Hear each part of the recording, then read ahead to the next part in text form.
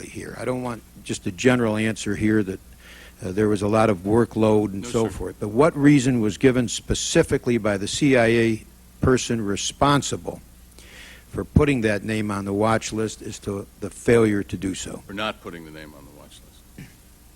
Our judgment is in talking to everybody working at the time that there were uneven standards, poor training, and we didn't give that specific failure? All those reasons for that specific Yes, sir, failure? we did not. Everybody, the people involved, or people who have access, who we've talked to, acknowledge that there were uneven practices, bad training, and a lack of redundancy.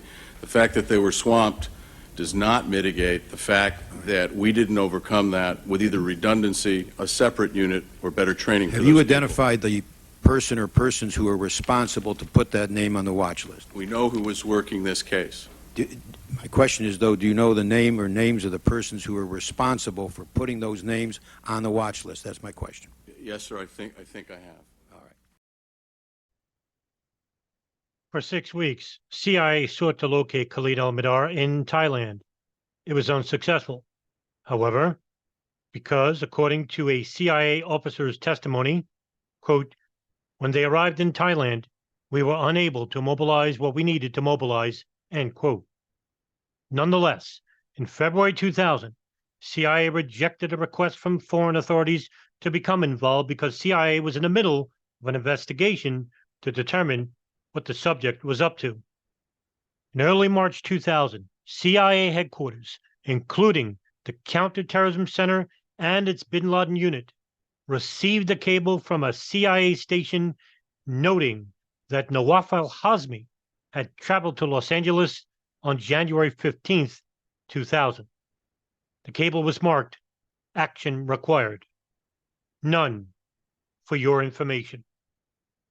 The following day, another station, which had been copied on the cable by the originating station, cabled CTC's Bin Laden unit, that had read the cable with interest, particularly the information that a member of this group traveled to the United States following his visit to Kuala Lumpur.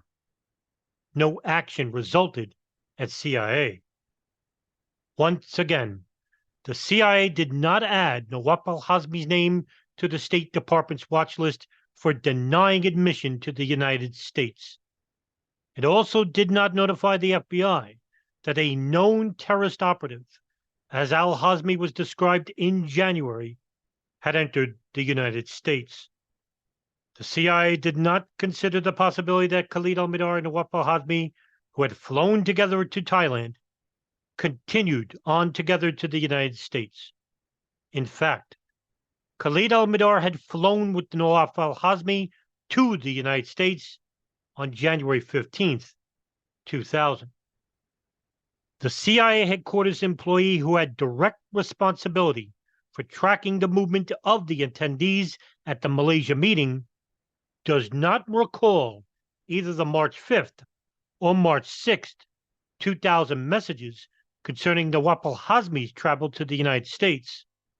The Counterterrorism Center supervisor referred to earlier testified before the joint inquiry.